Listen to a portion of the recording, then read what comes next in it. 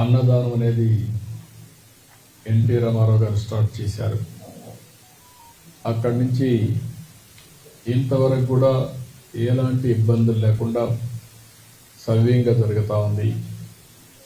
ఈరోజు ఆయన ప్రారంభించిన ఈ కార్యక్రమానికి 2,200 కోట్ల రూపాయల కార్పస్ ఉంది. ప్రతి సంవత్సరం ప్రతిరోజు ఎంతోమంది భక్తులు వచ్చి అన్నదానం ట్రస్ట్కి డొనేట్ చేస్తున్నారు. లేకపోతే ఆ రోజుకి వాళ్ళే విరాళాలు ఇచ్చి నిర్వహించే పరిస్థితికి వచ్చారు.